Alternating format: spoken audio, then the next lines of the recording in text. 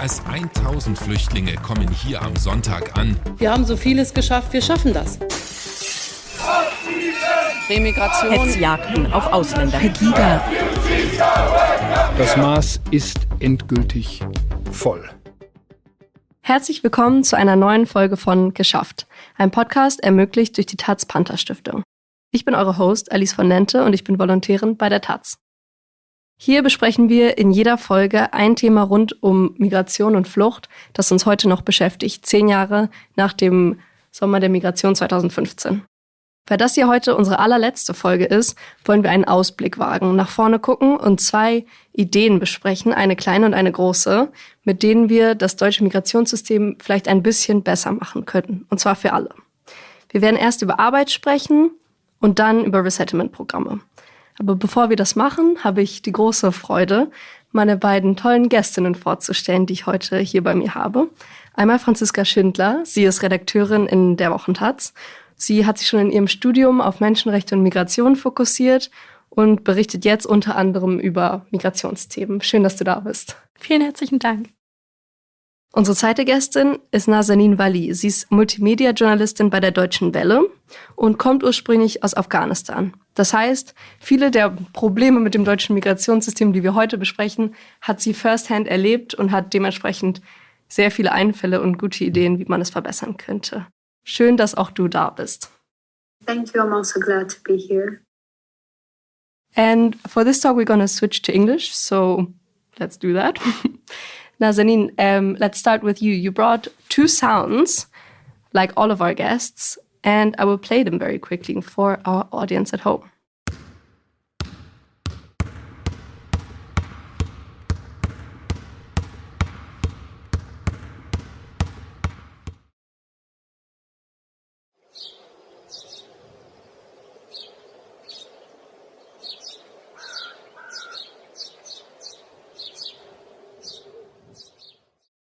Why did you pick these 2 sounds?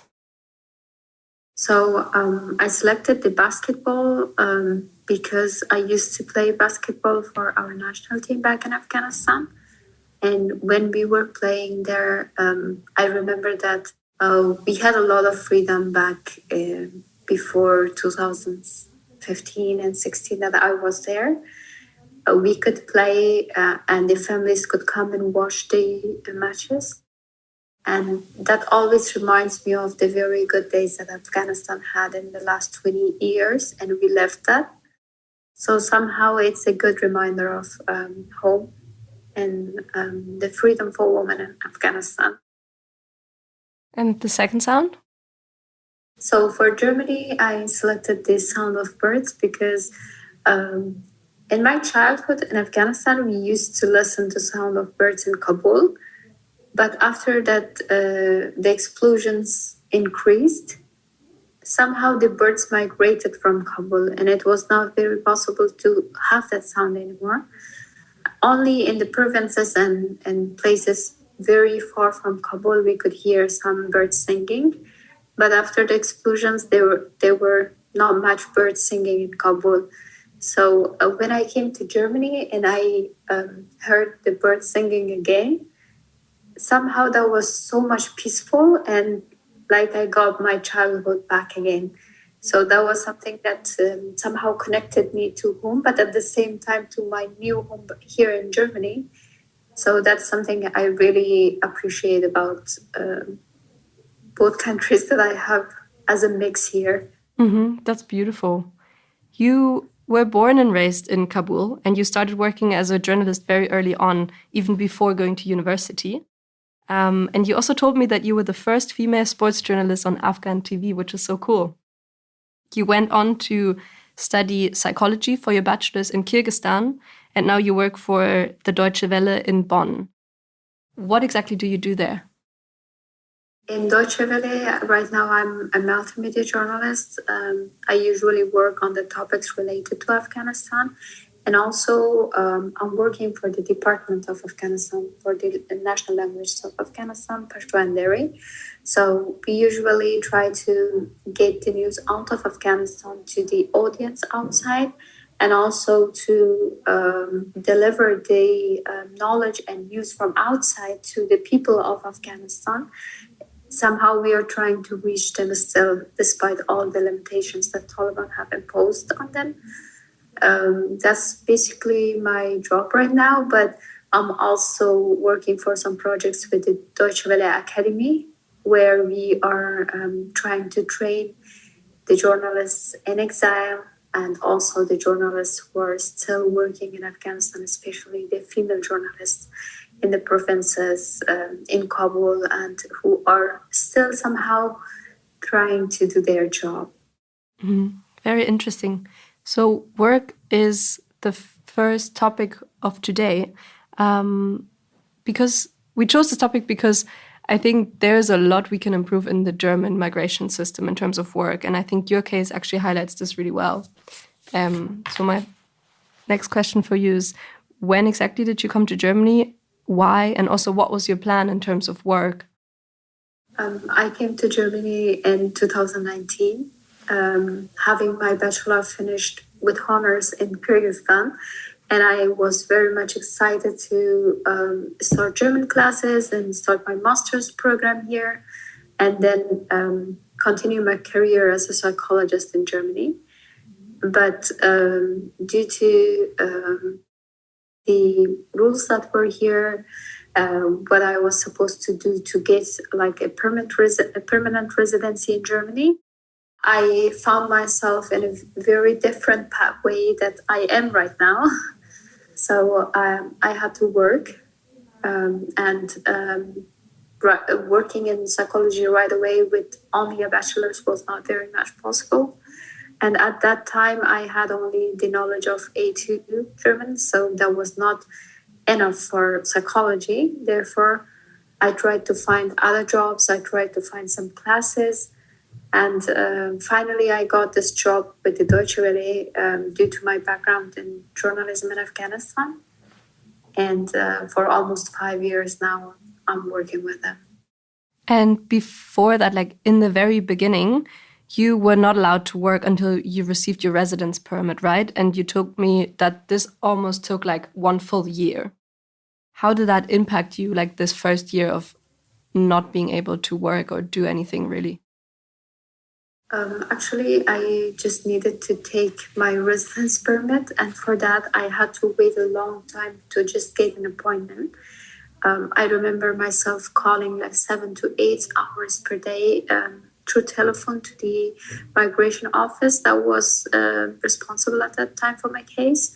So actually, that was very confusing how to go on and how to reach them in a way. So I was expecting more like a digitalized world. I was imagining that. So I had to slow myself a bit down with the reality that was there for migrants in 2019 here. So after that, I had to wait to work. And that was also something that made me to struggle within myself, about my self-confidence, about my self-worth, about the time that is being spent here and I'm doing nothing. I never had a year doing nothing in my life until 2019. And that was something which was making me like really crazy. How should I go on? Do I really use this time in a beneficial way or not? So I planned to volunteer for Caritas at that time. Mm-hmm. In consulting the migrant women about their psychological issues. I tried to organize some workshops for migrant women there. And then I started volunteering for children who are in shelter back in Afghanistan online. So I was trying to do something useful through that waiting time. But actually, I think that if things were way different here, maybe I could use that more in a more useful way for Germany too.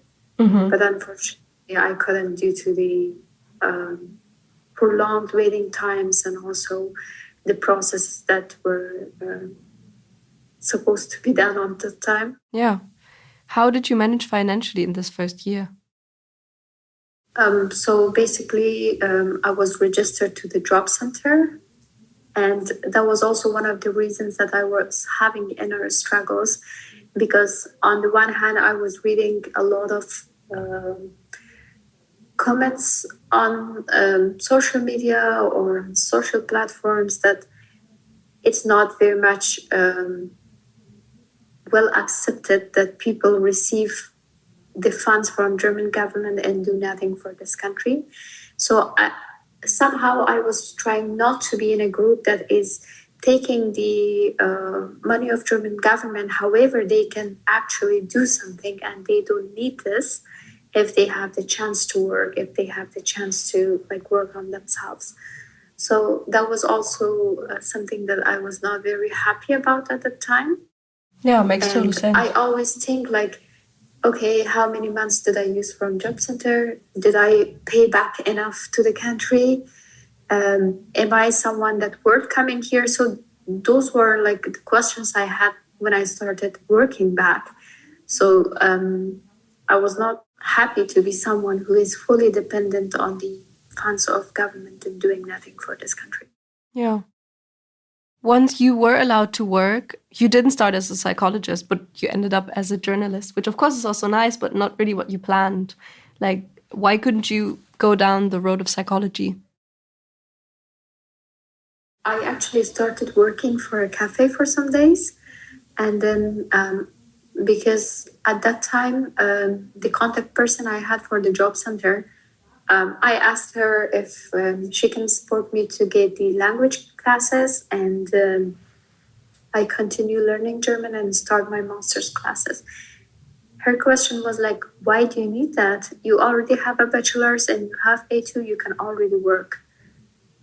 But not in what you wanted to do, right? Of course, not for psychology, or at least not as a psychologist, because that is something that we don't talk about very physical things. That's about psyche, and that needs a very high level of German proficiency and skills. So it was hard to work as a psychologist with A2. I had to finance myself somehow to get the chance to learn German. So I tried to find some jobs for myself. I found a job in a coffee shop, but then because of the contract and some stuff, my contact person didn't like that. So we didn't do contract there. But then I asked for some additional German classes if there are any, without asking for Leistung from the job center. So they sent me to some free classes where I was also being sent some days of the week to a carpenting workshop. And I was asking myself, from a career in psychology and journalism, what are you doing here? Yeah. And how is it gonna help me in future? But still I was somehow motivating myself. Okay, women are not much considered to be working with the technicalities. Here is where you can actually show that you can also do good with machines. And still somehow I was trying to motivate myself to continue those classes, but I really couldn't. So I decided to quit those classes too, and I started so hard to work for jobs. And finally I found this job with the Deutsche Welle. Mm-hmm. And I found it very interesting because it was a work I had done before. And although it was not the career I planned, but it is somehow helping me to do the same purpose that I have, to work for people, to serve for people, and to use the knowledge that I can have to help people's lives. Maybe not in a psychological clinic, but from TV, from other places that I can reach now. Yeah. So I'm still planning, I got my C1 German certificate, and I have to work 5 years to get a permanent residency. So I am somehow trying to put myself in a path that I was planning, but from very different ways, and with a lot of time being consumed. Yeah. Speaking from your experience, what do you think should be changed? What would have made your journey to find a good job easier or better or faster? I think digitalizing the process might help in a way that it also lessens the pressure on the people who are working for migrants.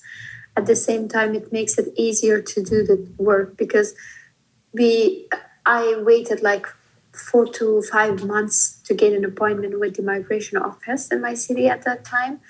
I think if it was online, I might have done it like easier and sooner. But at the same time, I think the most important point is that people working with migrants or people who are somehow managing the talents of migrants for this country to take them really seriously.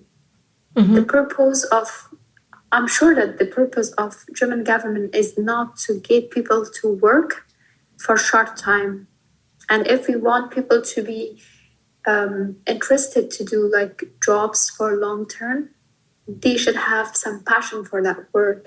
They should have like some goals in that career path. And that makes them somehow motivated to stay in that work. Yeah. I think if I go and work in a coffee shop, I can work, but I might not find a lot of motivations to continue that for long term. So I think talent management is something that needs to be done somehow different, because I think there are a lot of people who are coming with lots of talents, lots of goals. And if we manage them in a way that really affects the society and is useful for the society, I think that's something that it's a win-win situation. Yeah, win-win. I think that's really the right word for it. Thank you so much. Franzi, do people applying for asylum in Germany face similar problems with the waiting time, for example? Well, I think there are a lot of things that people who apply for asylum can relate to from what you said. So actually there were quite some changes done by the last government regarding the waiting times for getting a work permit. They were shortened, and also the leverage of the Ausländerbehörde, the foreigners' offices who treat the cases of asylum seekers was diminished. So you're less dependent on the person who's in charge of you at this foreigners' office, which is important if you are, for instance, in a region where there's a lot of racism. You will find it in this foreigners' office as well. So it's actually nice that the laws are more strict on who is really supposed to get a work permit. But I think a lot of people can relate to this feeling of waiting, wasting time. And also, if you look at the residency permits that you can obtain as an asylum seeker, it's the only way, basically, to change from your asylum request to a work-related residency permit is through Ausbildung, like apprenticeship. No way to do it by going to university. So there's not really an interest in people going to university. There's not really an interest in finding out what does this person in front of me actually wants, but an interest of like putting them as useful as it is imagined into the labor market. So also, for instance, finding an apprenticeship in gastronomy, or hospitality, hospitality, or also to be a nurse. It's much easier than finding other apprenticeships that might relate much more to what you want to do. And maybe you just want to go to university, which you did before also in your country of origin. Yeah. So yeah, I think people can relate to that a lot. What are the typical waiting times for people in the asylum process? So it depends on where you're living, but if you're living in a collective housing, which is the case for most asylum seekers, then you would have to wait for 6 months to get a work permit.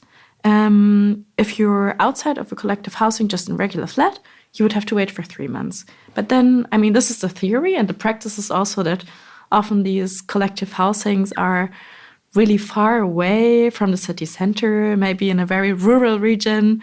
There's a bus 2 times a day, getting out there to first have German class is already a bit complicated because the class times don't correspond with the bus times and you can't get away and you don't have money for getting there and so on. So actually the legal part is only one part of the situation, and the other one is really the practical questions. Yeah. So from what you said, I already understand that you think the talents that people come with are not very well made use of. I don't think so. I mean, I think what is really good is that there is money being invested in so-called integration courses, which is a combination of German class and learning about Germany, society, and so on. And even though the current government wanted to shorten these funds for the integration classes by a lot, in the end, they didn't do so. So in the end, the sum that is available for this year, 2026, is nearly the same as in the years before. And that's actually also shown by studies and reports that this way that Germany is pursuing, so that people should first have the chance to go to a German class instead of being put right away onto the labor market and doing jobs that are even less equivalent to their qualification, that this is actually having a good turnout in the end, and means that in total the number of people who are in the labor market is quite high compared to other countries. I suppose it has like a more long-term effect, right? That's also what you said, Nazenin, that exactly. If you do something you actually want to do, exactly. that you stay in your job and advance there. However, also there are waiting times for these integration classes, and if your German is too good to join, that might have been the case for you, Nazenin, I don't know exactly, or maybe also the rules were different at that time, then you can join. So there are shortfalls to this, but I think the general idea that you first have some time to learn the language before you need to integrate yourself into the labor market is good. Yeah. In one of your articles, you wrote about something that's called Spurwechsel. Can you explain what that is? Yeah, so actually, I kind of started talking already about that migration regime sees kind of 2 different types of migrants, asylum seekers and migrants who come here to work. Mm-hmm. And often it's really difficult to get from this asylum track to having a residency permit for work reasons. However, the reasons why people come to Germany, they are various, but very often it's a so-called mixed migration, means people are fleeing their home country for political reasons, but also for economic reasons, just seeking for a better future. And I guess we can all understand that, no? Like when we take a decision, then often there are many reasons for it. And, exactly. And there can be economic reasons and political reasons and persecution and all of this at the same time. So, allowing to change from this asylum seekers track to the work residency permit track, that would actually be really good. And also for one specific reason, which is that there are very, very few possibilities to come to Germany with a working permit if you're not super highly qualified. So a lot of people take the asylum track because they simply don't have another choice. And then they try to get from the asylum track to the work permit track, and that's complicated. Yeah. And the past government did make some changes to this with a new law, the skilled immigrants law, to translate it that way. But it's still a long way to go. There are ideas, there are some, let's call them pilot projects that are applicable to certain countries. But overall... Can you name an example for a country? For example, there's this regulation which is called Westbalkan-Regelung, which means that people from countries of the Balkans they can come to Germany. They can come to Germany in a bit of a easier way than from other countries. And what do they need to prove in order to get a visa?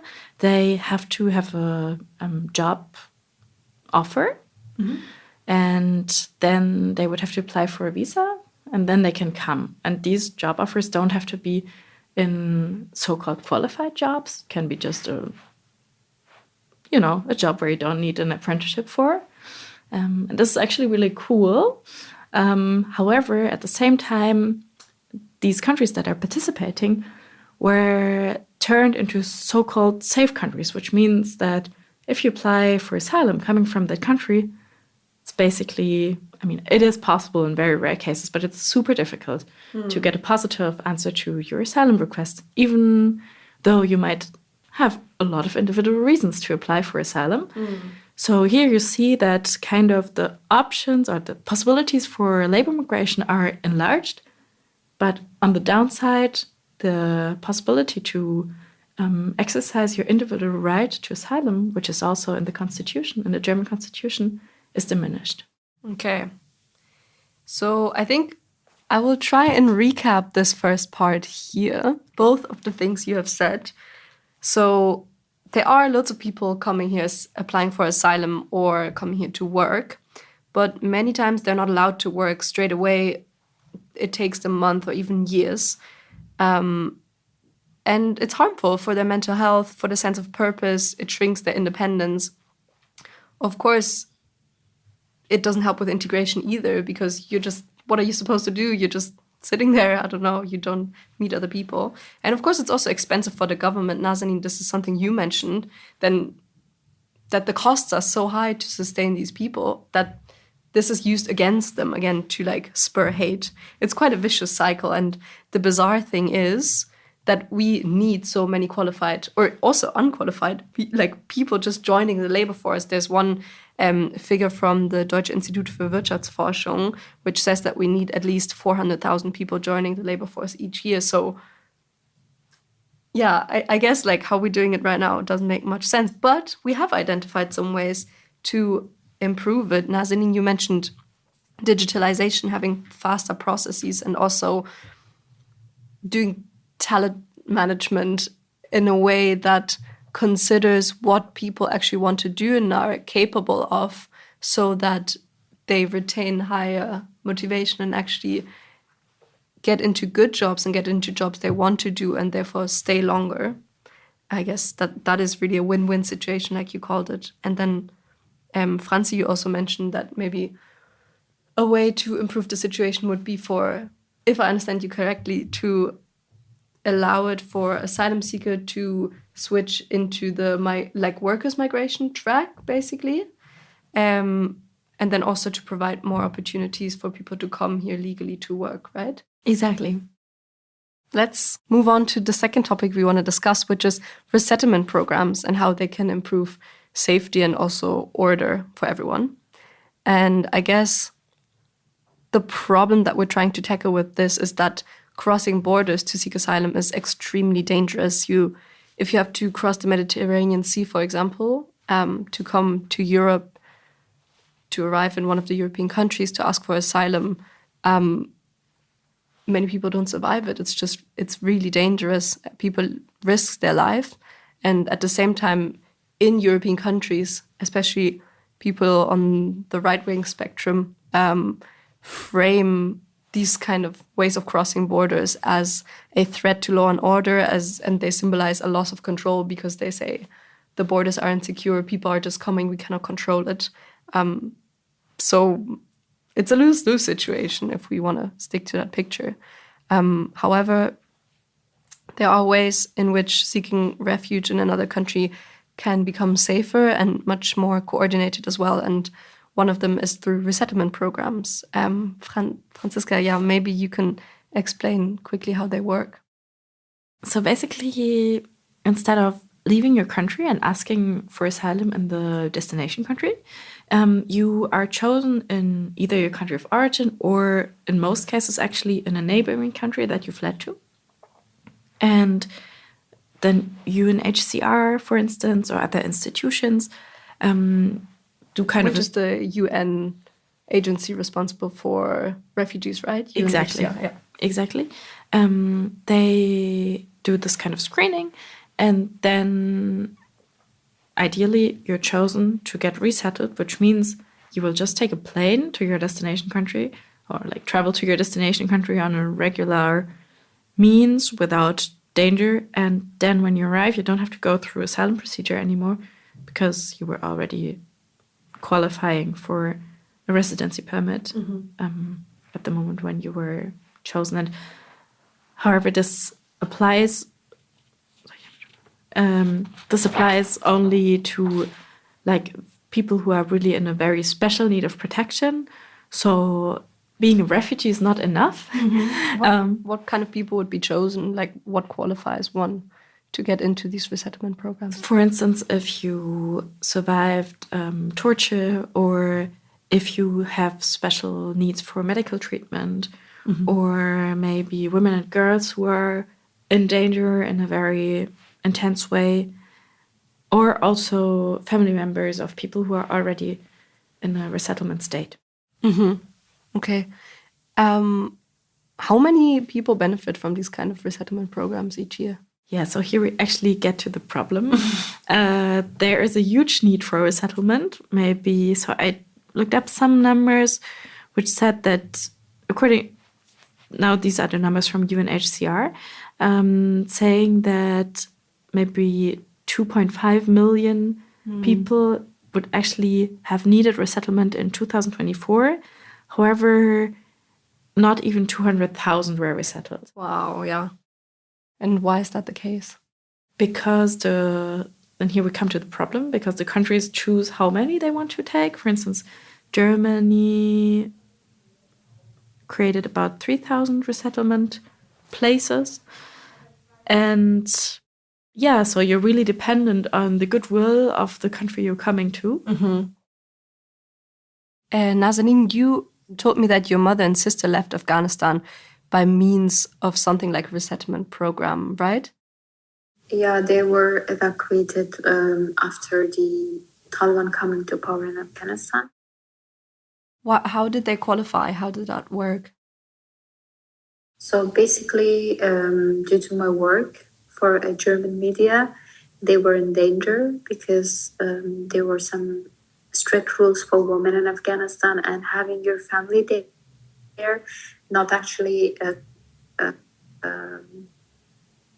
confirming those strict rules of Taliban and not obeying them here in Germany was somehow dangerous for my family because, for example, I'm appearing on TV without a scarf, and that's something that Taliban would never allow. So that was the reason that I applied for my family to be evacuated, and also so that my colleagues for their families, because of having somehow an independence and somehow a freedom to publish the real things that are happening there in Afghanistan.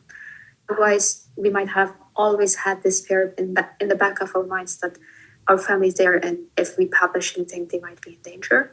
Yeah. So that was the reason that and they got accepted, and they were evacuated to Germany. Actually, all the strugglings that I had in the first days of my migration were somehow resolved in the evacuation process, because I felt very much home here in Germany when I saw that as a country it had my back when I was in a problem. And that meant a lot to be understood by the government and to be taken seriously. Like, the life of my mother was important for this country, and I should do something back for this country. This was the thoughts that I had at that time. Like, here's a government that's actually supporting me. So it means that this is somehow my home. I felt very much home when I saw that they did everything they could for my family to be safe. And yeah, so the evacuation process was actually helping the families of people who have worked for the German government, but at the same time, it just gave a chance to the families of people who are currently working and they might be in danger back. Mm-hmm. Yeah, maybe this is actually good to explain for our listeners as well, that the evacuation in Afghanistan maybe wasn't like a typical resettlement program. It usually favored the people that worked for the German government in Afghanistan before the Taliban took over. And then that would be very much in danger with the Taliban in power. So they got them all out by planes, or actually not all of them, to be fair, because many had to go to Pakistan or other neighboring countries, and they are still waiting there for the German government to pick them up. Right? Yeah, and here we see another shortcoming of resettlement programs. So what was actually the problem is the changing government, and the new government that decided to In Germany, exactly, to basically stop the resettlement programs. And then these German-based resettlement programs, to call it like them, as a different version than the UNHCR programs, they were based on two different paragraphs in the residency law. One of them is legally binding in front of German courts, and the other paragraph is not. So, but which resettlement program you were in at that time, that just depended on the moment that you made the resettlement request. So now people are stuck in Pakistan who already had the approval that they would be resettled here. And the only people that were now recently agreed to be brought to Germany were those who have this kind of, who are in this program, which gave them the approval that is binding in front of German courts. So, and not even all of them are in Germany. Was that a bit complicated? I think it makes sense. Like, they're doing what they have to do, but not more. Exactly. Yeah. And even they are not even doing what they have to do. So there are also people who were applying for resettlement because they had worked for the German army or German institutions who are still stuck. And also people who would have had to be brought here, they are also still stuck. And yeah, we will see what will happen. But it's really a shame. It's really a shame. Nazenin, I think you told me you know people who are still stuck, right? Some people have contacted us and asked if we know any information about the evacuation process, because they do have confirmation, but they still do not know if they will be brought here. So also they have the fear that they might be deported from Pakistan or Iran to Afghanistan. That's also the fear that they have. And due to despair, they cannot let their children to go to the schools in Pakistan. In Iran, they don't have this right to send them to school. So that's why they're in the middle of nowhere. And they cannot go back to Afghanistan. They cannot really live in Pakistan. They just try to pass the days and wait. And they are not also sure if they have a future here in Germany. And I know people who have waited like for almost 4 years there to be evacuated. Yeah, that's unbelievable. Yeah, and quite some of these people would have had also other options to leave the country, but they trusted in the German government. And I mean, who would imagine that the German government just says, oh no, we agreed already that you can come here, you are fulfilling all the criteria, but no, sorry, we don't want you anymore. And I mean, that's really crazy. Yeah. So I guess to recap here as well, like the resettlement programs, in theory, would be a good way to improve like the safe passage of people fleeing. But also they're very much hinging on, the goodwill of politicians, first in determining how many people are allowed to come to one country, and then also second to make that actually happen once you have given the promise that people can come, to let them come, I guess. Yeah, is there anything you want to add still to this kind of topic? Yeah, Franziska. Yeah, maybe one point. I think what is really important is that resettlement doesn't replace the individual right to asylum, because that's so important that when you come to a country, you have the right to make an asylum request. And then it might be denied, but you have the right to to make this request, and the country is not allowed to deport you back to a country where you're threatened of torture or persecution. And I think what certain politicians are interested in is to kind of replace the individual right to asylum, which they find uncontrollable also, by resettlement programs where you can exactly choose who you want to be in your country. And I think this is really dangerous. And I mean, with all the advantages that resettlement programs have, I think we should rather also think about what would be other ways to make migration safe, because it's totally ridiculous that it has to be so dangerous while there are planes going back and forth every day, or boats, like safe boats. Yeah. Nazenin, what about you? Do you think overall resettlement programs are a good thing? Or do you think not really? I actually think that it is a very good way to get people who actually are very safe for the country to come here, because I know that not everyone coming from the ground way or somehow in an illegal way to this country are dangerous, but still there is a chance that some people who we are escaping from coming to this country might also have the chance to come. Somehow it is like a fear that what if people who were actually creating danger in Afghanistan had also the same chance to come here, or what if they are here? So that's somehow that is making me afraid, and I'm happy if the process of migration is somehow made through programs which people are being identified, people are being selected and then brought to this country. Also, I think that having this chance to come through very dangerous ways is still an option for people, and that makes them to put their lives in danger. So not having this as an option might somehow save them, but at the same time, not having any way to get out of the problem that they are is not also a solution. So I think this is somehow like problematic if we stop this way and only stick to one. And this is also problematic if we put it very much like open for everyone to have the access to come. So you think the screening process are very important? I also agree that the ways should be more safe for people to get the chance to apply for asylum, or to get to a country where they are safe and they're not anymore in danger. Yeah. Let's leave it here for the resettlement programs. We did have time to talk about work and about resettlement, but there's so many things about the German migration system that could be improved. So maybe very quickly, if you have any other ideas, just throw them in with like a sentence or two, if you want to get something off your chest that should be improved as well. Do you want to start?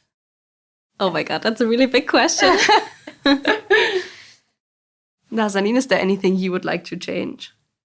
Yes, sure. I think that's something that is also a duty for us as people working in media, is to share more positive stories of people too.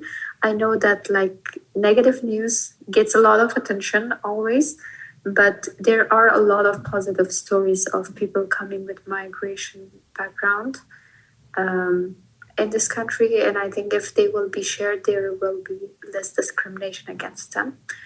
In the last year, I was searching for a new apartment, and I really experienced like how hard it is to get an apartment as a migrant here in Germany. Even if you work, even if you fulfill all the requirements, but still there's somehow a fear from migrants living around people who they think that they might be dangerous for them. So I think there is a big duty on the shoulders of the media outlets to be somehow open for all the stories of migrants, not only the negative things that are happening or some things that are very catchy for the audience, for the view ratings and stuff. So I think there is a part that we can still work on to make the integration be more in a positive way, and actually to show the actual thing that is happening, not only one side of the story. Yeah, very important. What about you? I can really much relate to the housing part. I think we have a huge housing crisis going on in Germany, and this is not affects especially migrants, but it affects a lot of other people as well. And I think we really have to find a solution for this housing crisis, so that people who now are also stuck in this collective living situations, which are really tough, can go out and get their own apartment. And I think having your own place is also so important to start a life and feel at home. And another point that I find really important is like education, especially school. Really often children with a migrant background who don't speak German are separated from the German-speaking students, even in primary school, actually, that still happens. And it's so much harder for them to really pursue a school career that they can finish with A-levels, like Abitur. And I think that would be really important to like just see the children as children and see what kind of support they might need. But then they can just learn together, and it will be better for everyone, I think. Yeah. So 3 more good ideas for media, housing, and education as well. That was it. Thank you so much, Nazenin and Franziska, for joining me today. It was so interesting, and I learned a lot. Thank you. Thank you too. Thank you for having me. Und an unsere Hörerinnen und Hörer da draußen, das war's. Das war unsere allerletzte Folge von Geschafft. Ich hoffe, es hat euch gefallen. Ich bin Alice Volontärin bei der taz. Und ich bedanke mich bei euch und ich bedanke mich bei der Panter Stiftung, die dieses Projekt ermöglicht hat. Und bei Philipp, unserem Tontechniker, der diese Folge schneidet und bearbeitet. Herzlichen Dank. Ciao, ciao. Mehr als 1000 Flüchtlinge kommen hier am Sonntag an. Wir haben so vieles geschafft, wir schaffen das. Remigration, Hetzjagden auf Ausländer, Das Maß ist endgültig voll.